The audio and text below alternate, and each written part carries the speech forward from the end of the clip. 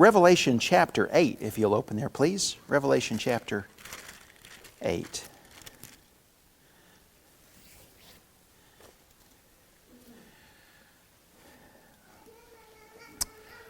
Well, there's a lot that happens in the next 4 chapters in the book of Revelation.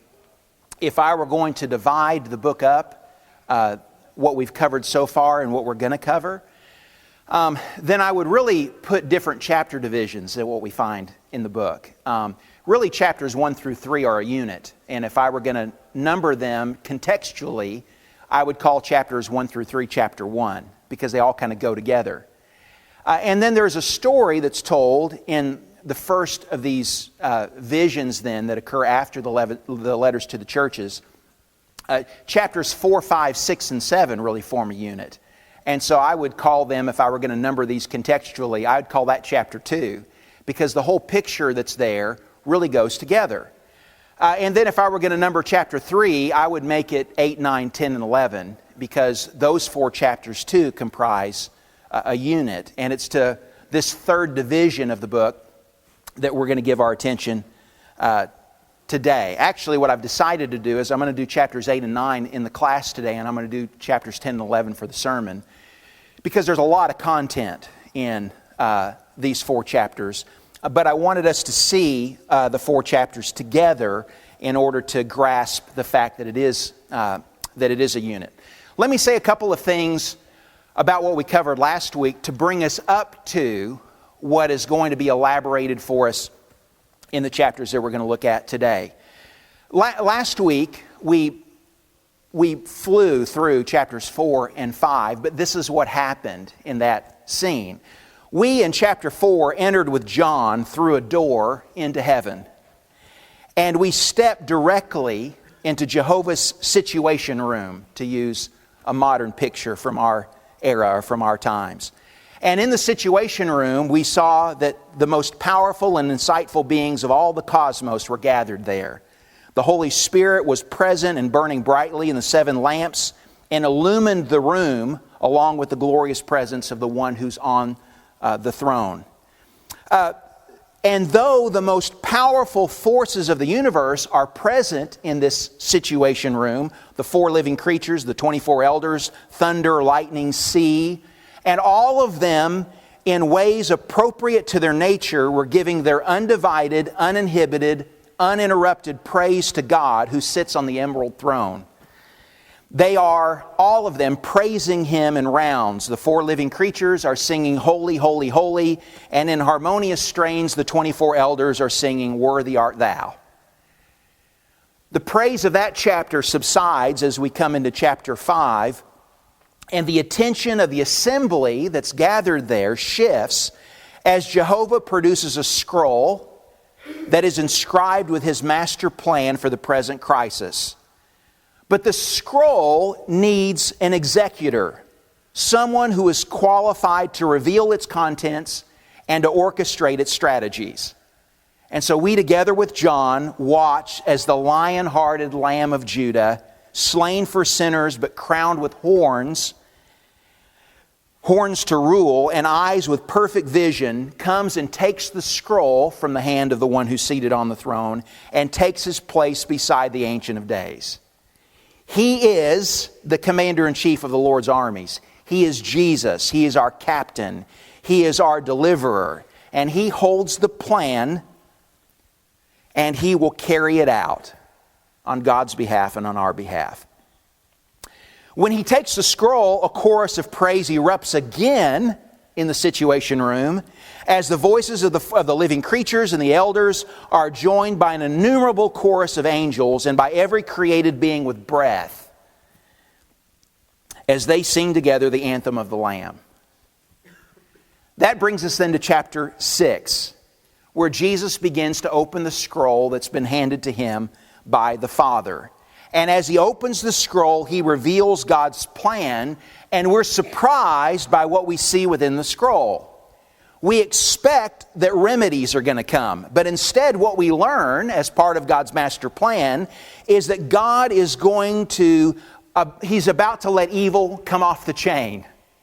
He is going to unleash 4 horsemen on the world who will terrorize the earth with conquest, with violence, with oppression and death. There is going to be unbridled evil. There is going to be wickedness at full gallop. And while the 4 horsemen ride, 2 communities of people who witness the strategy of God are going to react to it. One is going to be burdened and the other is going to be offended. One community is comprised of those who, in the face of evil unchained, cling to the altar where their Savior was slain. These are the people who are the victims of man's iniquity, who are slain for their faith. And what they are surprised about as they watch these 4 horsemen ride is they're surprised at God's patience with sinners. And they cry out, they ask the question, "How long, O Lord, are you going to let this happen?"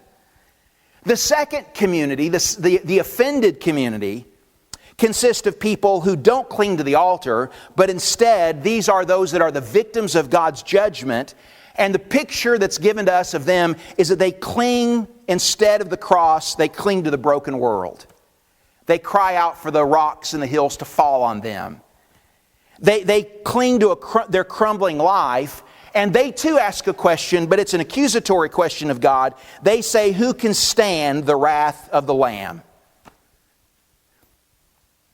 In chapter 7 then, we learn the answer to both of those questions, the reaction to both of those communities, the justification for the wisdom of God, and the strategy of letting evil loose on the world. Because while the 4 horsemen ride, there's something else that's going on. There are 4 angels who are standing at the 4 corners of the earth, and they are holding the wind by the tail. The wind that is the answer to the prayer of the righteous that says, "How long are you going to let this go on?" And there is in their power the ability to blow the world away. But they're told to hang on. And we're shown that while they're hanging on, God is doing something else while evil is riding about unchained. What we learn is that there is, just like in the days of the Passover, there is an angel who's passing through mankind. The same way that the angel passed through the land of Egypt. And what he is doing is he is marking, he is counting those people who belong to God. Those people who cling to the altar. The sort of people who wear the blood of the Lamb, not on their doorpost, but instead the people who wear the blood of the Lamb on their robes. And the result of this counting, the numbering of this people, will be just like the census that took place on the Passover night.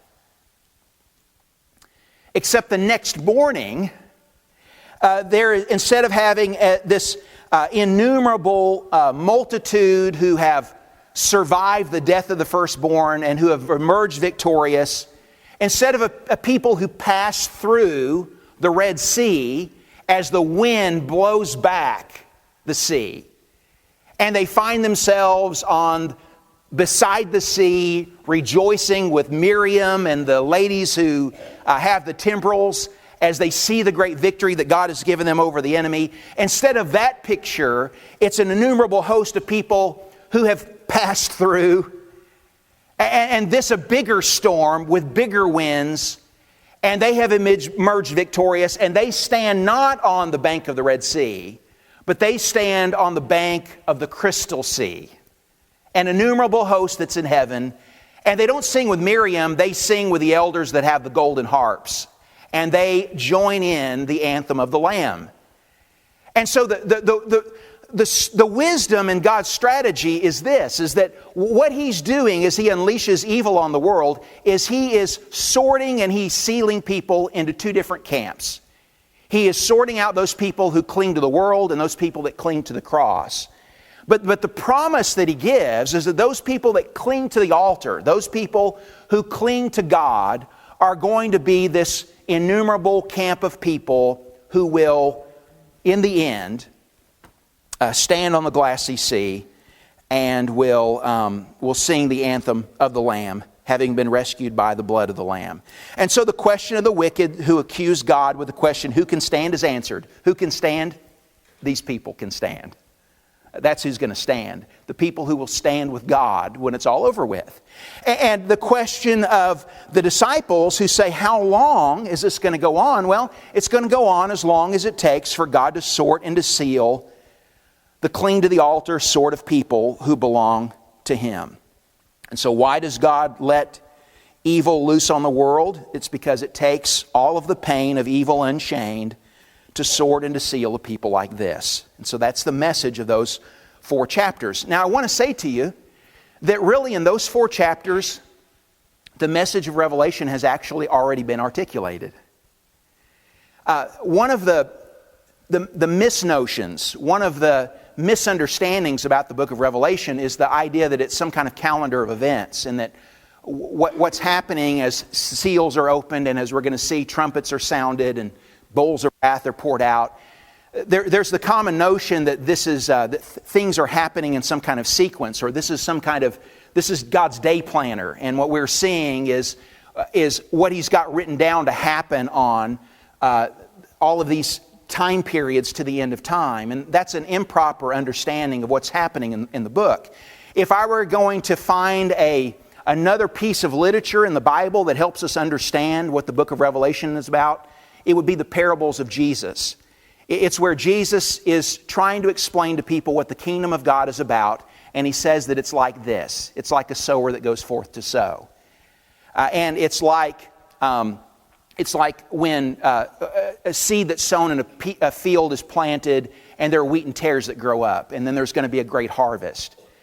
And so Jesus gives comparisons that help to illustrate. He paints a picture or tells a story that helps people understand what the nature of the kingdom is like, and what the heart of the king looks like, and what the nature of its citizens are. And the book of Revelation is the same kind of thing. It's a series of parables in some respects, stories that are told that paint for us a picture of this crisis and what it's like, and what the survivors look like, what those who are the victors look like, what those who are the villains look like, what the purpose of God is in all of this. And so we've seen one parable or one picture that contains the whole story just in that story by itself. And what we're going to see in chapters 8 through 11 is another telling of it from a slightly different angle, from a slightly different perspective, and something else about God's purpose is going to be emphasized in this second telling of the story. The first telling has been about defending the strategy of God, explaining to us why it is that God would let evil loose on the world, and how that works in His plan. The second telling of the story is really going to emphasize this. There's going to be 2 questions that are answered in chapters 8 through 11. The first question that's going to be answered is, well, what is God doing while all this is going on? What's God's answer? I mean, what is He doing while evil is unchained, and while His people suffer, and while the wicked are accusing Him? What's God doing? And so we're going to see what God's doing in chapters 8 through 11. The second question that's going to be answered is, what are we doing while that's going on? What's the role of the saint in this? Is it just to watch it happen? Is it just to watch the rider of the red horse and the rider of the black horse and the rider of the pale horse and the rider of the black horse? Is it just to watch them wreak havoc? What's our role in the midst of all of this? And so these chapters are going to explain what the role of the people of God is in the midst of this as well.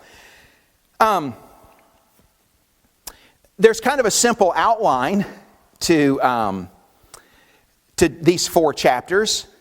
The first thing that's going to happen as chapter 8 opens up is that Jesus is going to open the 7th seal of the scroll.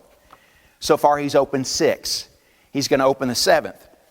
What that means is that the scroll can be completely opened and we can see everything inside. And so that's the first thing that's going to happen. After He opens the scroll, though, there is going to be 7 angels that appear before the throne of God, and each of these 7 angels are going to have a trumpet.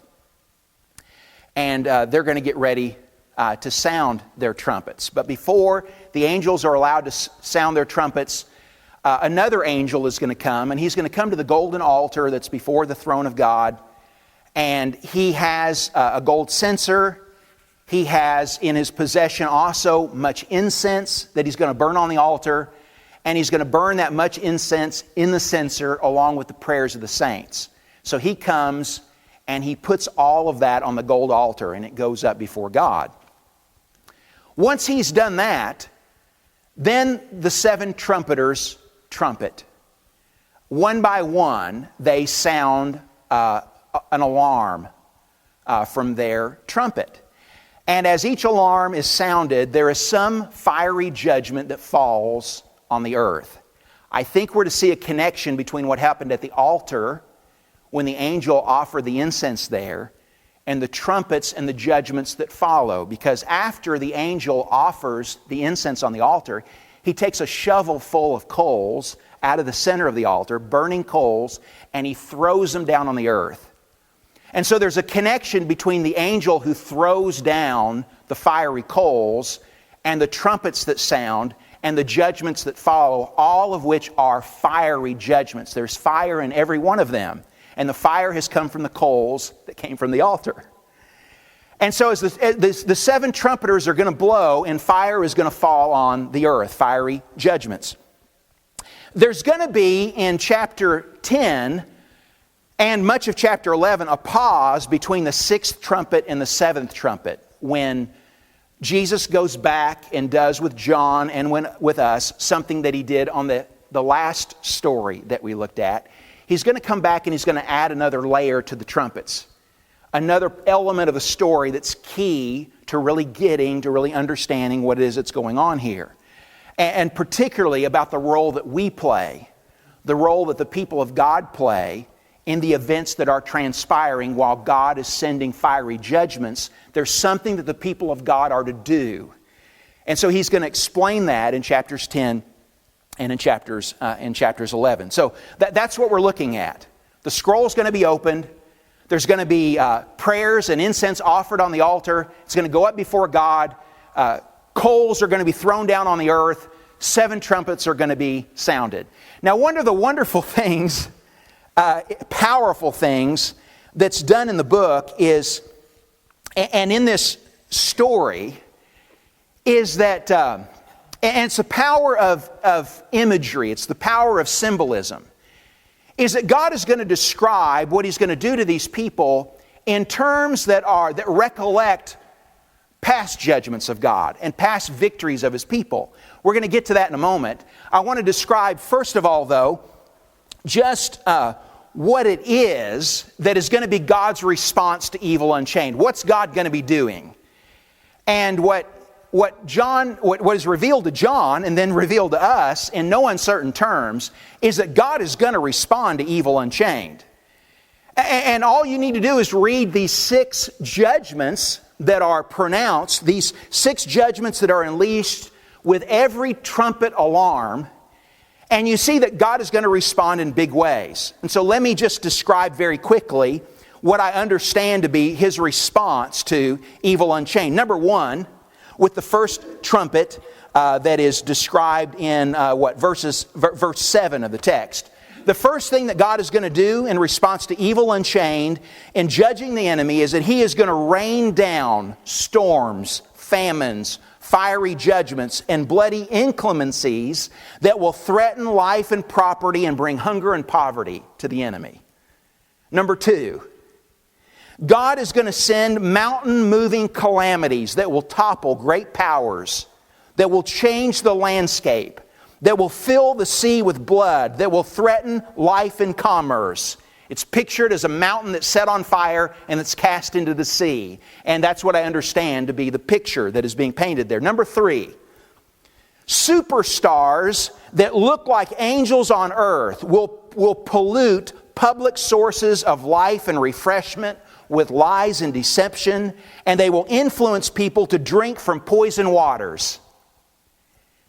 Men are going to be deceived by people, by powers that look like they have something for people to drink that is refreshing and that's life-giving, but it is poison water That's one of the judgments that God is going to unleash. Number 4, darkness will shroud the land, and sources of light and hope and direction and illumination will be extinguished. People will grope in gloom and darkness. Judgment number 5. In this blackness, another superstar will light on the earth and will open up a bottomless pit within contemporary society of moral decadence, of spiritual decay, of social ills and injustice, of rabid ambitions, of wanton appetites, of perverted pleasures, of sin and selfishness, of institutionalized wickedness, of politically correct immorality, of legalized putridity, of legitimized and socially acceptable evil. And this plague that comes from this bottomless pit, it's as if you can't run out of how much evil and wickedness man can partake of. This plague that comes from the bottomless pit will ravage the land, but it is going to wear many faces. It's a plague that doesn't look much like a plague. It's a plague that in some ways looks like just a harmless bug. But it will defend itself with patriotism. It will present itself as regal. Sometimes it wears a crown. It will present itself as royalty. It will present itself with the face of human dignity and human interest. Sometimes it wears the face of a man. It will present itself with feminine beauty and charm. Sometimes it looks attractive, this plague. At other times, it will intimidate with lion-like ferocity. It will look invincible and unstoppable, like an ironclad army. It will fill the air with the sounds of the machines of progress and the army of victory. It's going to sound like many chariots. But no matter what face this plague wears, it is a plague. And it will sting you in the end. It will fill people's lives with festering boils of self-pity and discontent and chronic unhappiness and chronic unfulfillment. I think the picture that's being painted with judgment number 5 is the picture of all of the bottomless pit of stuff, of sin, and how in all of the manifestations it takes in society. But it all comes from a common source. It all comes from the same bug. And it wears all of these different faces, but it is a blight. It is a menacing locust plague that is not devouring the plants, it's devouring humanity. It's a locust that has the stinger of a scorpion in its tail. And it doesn't have permission to kill people, which so much sin doesn't kill. All it does is make men miserable. And that's what this plague does, is it just brings misery to mankind so that people are tormented for 5 months, just indicating the fact that it's not going to go on forever. But there's torment that occurs as a result of this plague. And the king of the plague, at least as far as the Romans are concerned, is the god Apollo, the patron god of the Roman emperor, who according to Roman myths, and this is a bit of the mockery and the irony of the book of Revelation, according to the Roman myth, he's the one who protects the people from the plague, in particular the locust plague. But he's released a superbug on the people. His real name, and there's a play on his name does mean destroyer, but it's emphasized here in the text. He's not called Apollo, he's called Apollyon, the destroyer. Abaddon is the Hebrew word, it means the same thing, means destruction or destroyer. And what's made clear here is that the kind of deception that's taken place in their society and in their world and in their culture and what people have bought into is this kind of notion that they're being led by some kind of heavenly allegiance. And in the end, Apollo is not a god. He hasn't come down from heaven, or he has come down from heaven, but he's fallen. He is devilish in his origin, and he is doing the work of a fallen star. not of a real angel, not of a real deity. And of course, as we're going to find out as the book proceeds, it's really Satan himself that's behind the work of Apollo, and it's behind the work of what's being done in their society. Finally, in the sixth plague, God is going to send his cavalry from the east. The Romans were all about equestrian pursuits. Horses were very popular in the Roman Empire, and they were a big part of the Roman army. And of upper society, owning horses was a big thing in that day. And here is God's equestrian force. Here are his equites. Here are those that ride his horses, and they are fiery horses. And so what he's going to do is he is going to send in his cavalry from the east, who are led by 4 of his angels. They are an army of fire and smoke and brimstone breathing horses. This army is 2 times 10,000 times 10,000 strong. Or, if you're just to put it in our numbers, they are 200 million strong. Its riders wear fiery armor. Their horses have heads of lions, and they have serpent tails that have heads on them that can bite. And they deliver death not with a sword and not with an arrow. They deliver death with their breath. They are breathing fire and smoke and brimstone on the enemy. They have the power, and this is the picture we're to see, they have the power to annihilate the world in their stride. That's the army that God unleashes here, is an army that has that kind of potential. And so here's then the initial response to the question, well, what's God going to do when he unleashes evil on the world? When he allows that to happen? Well, this is what God's going to do. And so these 6 judgments that have come in response to the 6 trumpets are God's answer to all of that.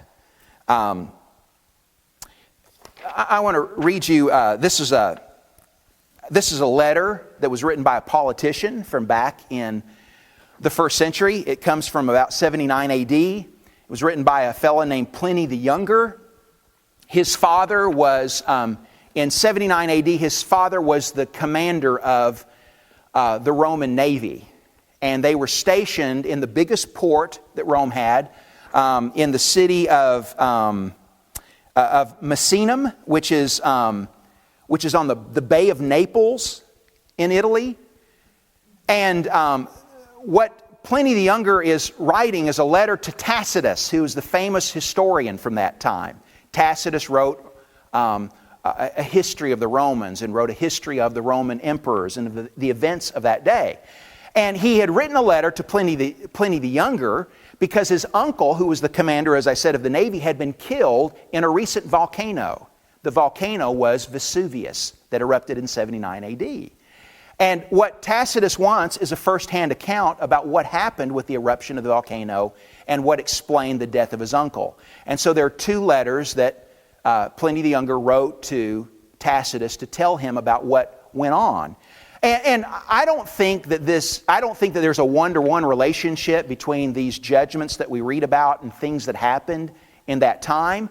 I think, though, that this is one of the pictures of the time that for people that read the book, one of the connections they would have made of things that God can do in order to arrest man's attention and bring him to repentance, and events that really illustrate how people will choose one or the other. They'll either, in response to evil, in response to bad things that happen in the world, they'll either turn back to God or they'll turn away from Him. And so this is what Pliny the Younger said as he described firsthand the things that happened on the island, on Misenum, in the port of Misenum where he was. He was about 20 miles away from Vesuvius when it erupted. Vesuvius is only about 100 miles away from Rome. I don't know if Rome actually experienced the effects, but the Roman Navy saw firsthand the things that were happening, and they were the superpower. They were the power on the water in that time. And so here is what Pliny the Younger says. He says, "We also saw the sea sucked away." There was apparently a tsunami that followed the eruption of Vesuvius. He said, "We saw the sea sucked away. It receded from the shore so that quantities of sea creatures were left stranded on dry sand. On the landward side, a fearful black cloud was rent by a forked and quivering burst of flame, and parted to reveal great tongues of fire like flashes of lightning magnified in size. Soon afterwards, the cloud sank down to the earth and covered the sea. Ashes were already falling, yet not as yet very thickly. I looked around. A dense cloud, black, was coming up behind us, spreading over the earth like a flood. We had scarcely sat down to rest. He and his mother had escaped from their home. He said, we scarcely sat down to rest when darkness fell, not the dark of a moonless or a cloudy night, but as if the lamp had been put out in a closed room. You could hear the shrieks of women, the wailing of infants, and the shouting of men. Some were calling for their parents, others their children or their wives, trying to recognize them by their voices. People bewailed their own fate or that of their relatives, and there were some who prayed for death in the terror of dying.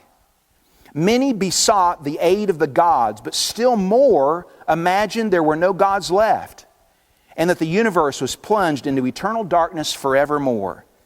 There were people, too, who added to the real perils by inventing fictitious dangers. Some reported that part of Misenum had collapsed or another part was on fire, and though their tales were false, they found others to believe them.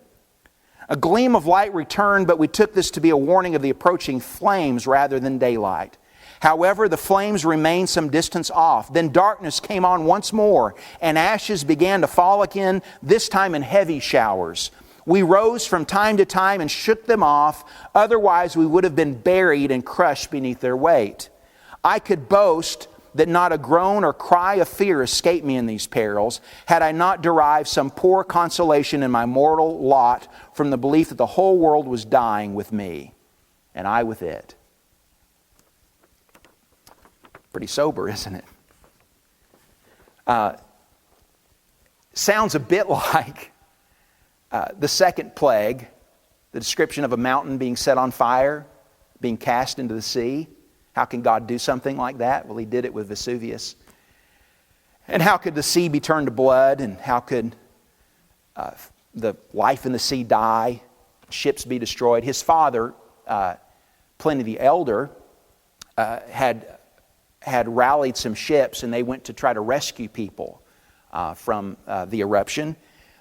He was overtaken by the vapors, by the poison gases, and ended up dying on the beach, not from the volcano itself, but from the effects of the volcano and the gases. I'm sure others perished in the same kind of way. But it was a sober picture of people's need for God and of how broken this world is. And the reactions of the people are in some ways reminiscent too of what was said back at the end of chapter 6 when it talked about how the people cried for the mountains to fall on them, for the rocks to crush them, to hide them from the face of the Lamb. And so rather than being moved to God, the cries of the people are reminiscent of what John said, or what was revealed to John would happen as people face this fiery judgment. So what's God going to do? God's going to do the things that are seen in these judgments that are rained down. I said to you a moment ago that part of the power of this story is not just the content of the judgments that we've just read, but the elements that are borrowed from prior judgments on God's enemies and on prior victories for God's people. And here's what I want you to see that is a really powerful part of what's told us here in chapters 8 and 9. These days are the days of Joshua that they're experiencing. Here's what I mean by that. Is the story of 7 trumpets familiar? Is the story of 7 trumpets that bring fiery judgments familiar? I want you to notice what happens at the end of the 7 trumpets when they blare. Look, if you would, at chapter 11 and verse 15. It says, "And the 7th angel sounded, and there arose loud voices in heaven, saying," and it talks about this victory celebration. Remember that the people were told to keep silent until on the 7th day when they made the 7th trip around the city the priests were to blare or to blast the seventh trumpet, and then they were to shout. And the Lord was told that when they shouted, the walls would fall down, He would give them the city. Well, I think part of what's going on here in this story is that what happened at Jericho is being reenacted by the people of God. And that victory is being used in order to picture or to portray or give the assurance of the victory that's going to be found here. The city of Jericho was all burned with fire when it was over with. And the role of Jericho and the position of Jericho when it came to inheriting the land was precisely the kind of position that Rome as a world empire was in with regards to the people of God and their promised inheritance. Jericho was the first enemy they faced when they crossed the Jordan. It was the biggest and the baddest city in the land. And that's part of why God brought them against the city of Jericho first. What was in order that they learn not to trust in themselves, but they learn to march or to walk by faith and to trust that God would fight for them. And so as they marched around the city, they had the 7 trumpeters that were 7 priests, and they were the ones that blew the trumpets while the people marched. Now, in the picture that's painted here, instead of human agents that are the trumpeters, it's angels that carry the trumpets. And they're the ones that sound the alarm. They're the ones that sound the blast. And when the 7th one comes, there's going to be victory. But there is fiery judgment that doesn't wait till the end. It's being rained down the whole time on the enemy of God's people. But the end result is going to be the same. There is going to be victory. The city is going to be taken. And God's people are going to be victorious. And this enemy, who is the enemy that stands between them and their inheritance, is going to be removed. God is going to bring down the biggest enemy so that His people have no question, have no reservation about the fact that God brings them victory when they march in faith. And so God is going to demonstrate that in the way that He brings down Rome, the same way that He brought down the city of Jericho. The second picture from the past that is brought to our attention here is that these are the days of Moses. These are not just the days of Joshua, these are also the days of Moses. If you will read the plagues carefully, you'll find in each of the plagues something that's reminiscent of the judgments that were brought upon the nation of Egypt. And so, but there's this difference. These are the plagues of Egypt on steroids. These are the plagues of Egypt on fire. And so the plagues of Egypt are accelerated, they are escalated, and they are exacerbated in the story that's told here. And so it doesn't start with the plague of blood in the water.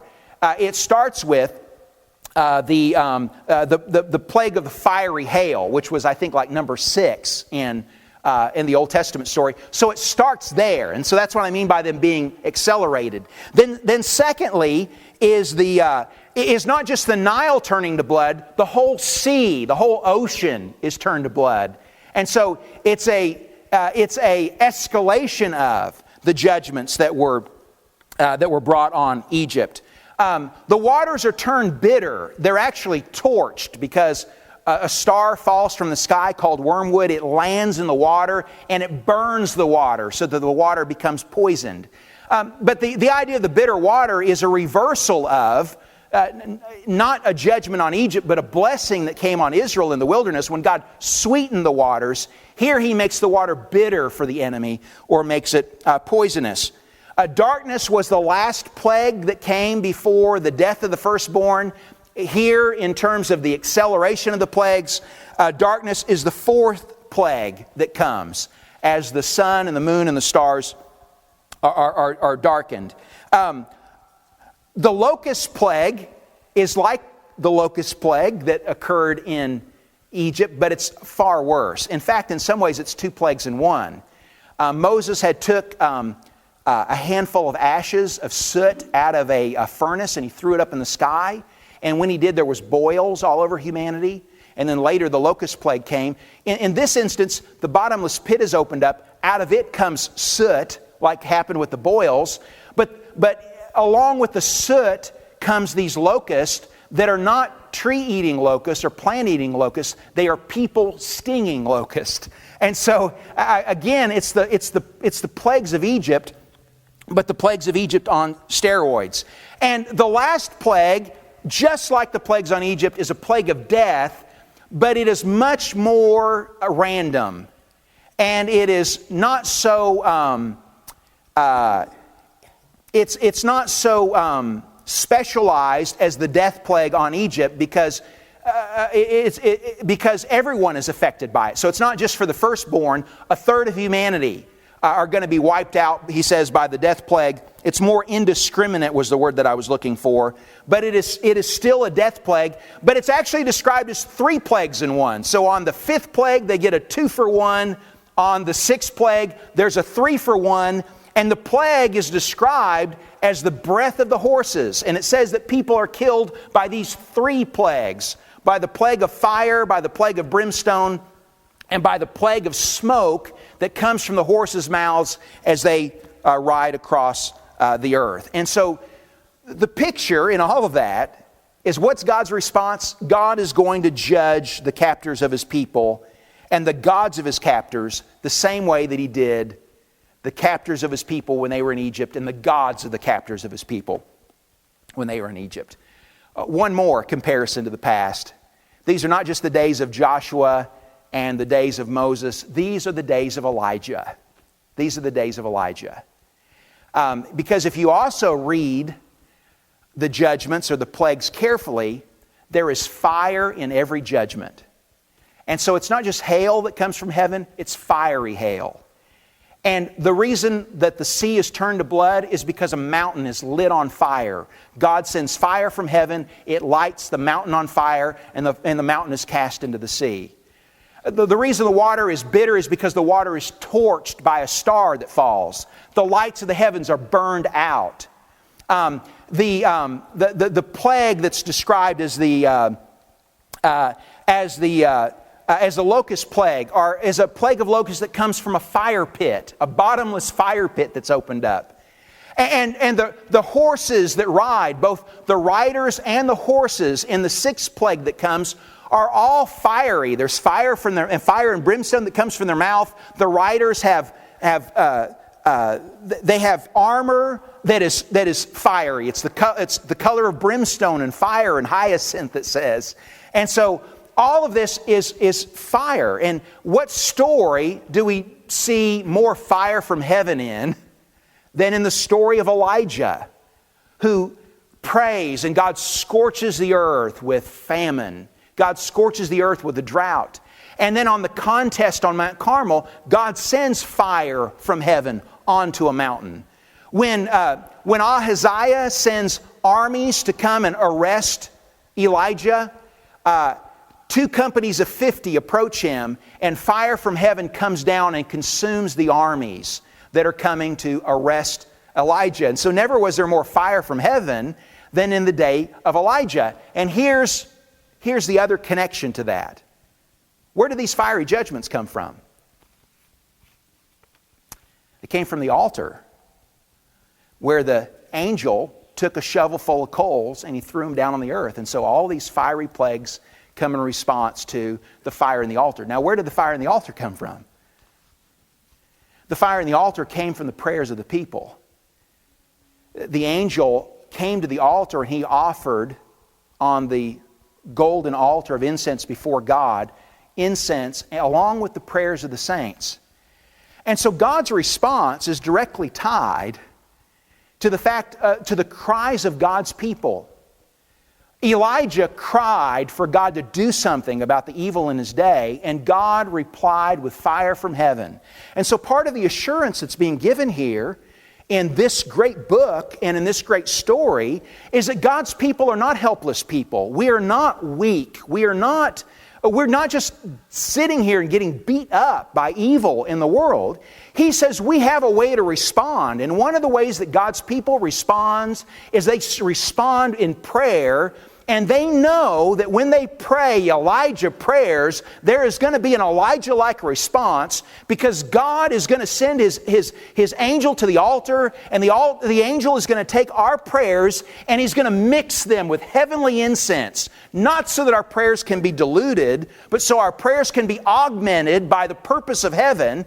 And then those prayers are going to elicit responses from heaven to what's going on earth, in direct response or reaction to the prayers of God's people. And so these are the days of Elijah. These are the times when men pray Elijah prayers, and when God responds with fire from heaven in ways that are powerful. And so part of the purpose of this section is to give saints who are being beat down by wickedness